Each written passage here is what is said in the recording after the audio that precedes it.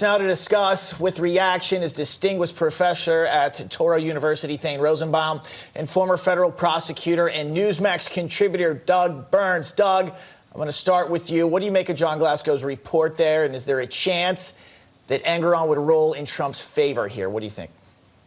Well, it's interesting because I don't see that the gag order necessarily impacts on the actual testimony in court so much. It's really extracurricular, out of court, sort of social media postings where President Trump has gone after this particular clerk, of the judge.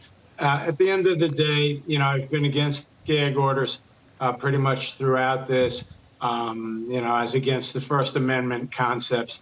But again, this order is very, very limited. It's just the one law clerk. And actually, I don't expect that it's going to be changed prior to the testimony Monday. Doug, I always appreciate the twinkle in your eye when you deliver your remarks here.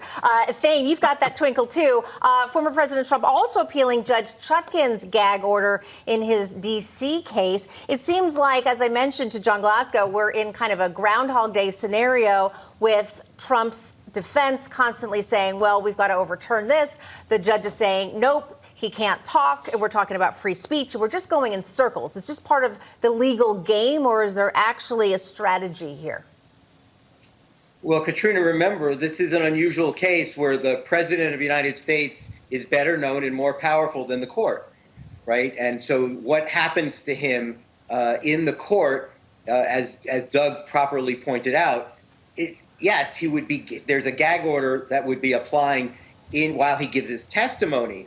But his audience is not the judge. The judge has already ruled in the New York case, and there's no jury. His audience is his base and people who were once never Trumpers who would like to switch over, perhaps.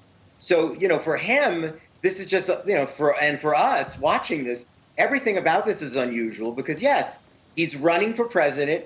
He was a former president, and he never loses his First Amendment rights.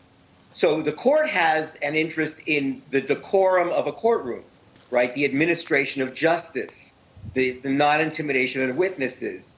Is that what's happening here? Because this is a pretty extraordinary thing to shut him up simply to spare the feelings of a law clerk who's sitting next to a judge and is running for office herself. Yeah, it seems odd. Doug, I want to switch topics here. The House Oversight Committee, the other big news we're talking about today, released information on direct payments to the president from his son, Hunter Biden, with that Chinese company. The new claim echoed by Hunter's attorney is that monthly payment transfers were actually for a truck that Hunter Biden was unable to finance himself. This morning, right here on Newsmax, Congressman James Comer, he highlighted basic loan procedures. Let's take a listen.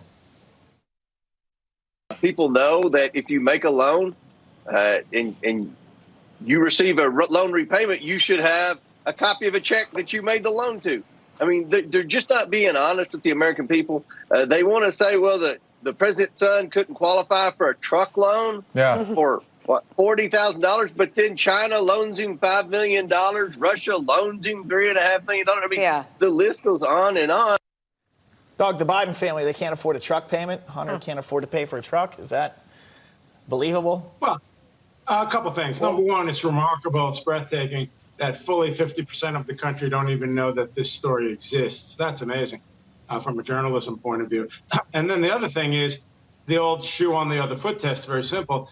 If it were a conservative or a Republican that were being discussed, basically, you would have legal experts, in air quotes, saying this is definitely bribery, case closed, there's nothing to argue. But here they turn around and say, oh, no, it was a truck loan, you don't understand, and everybody just laps it up. So it's just remarkable.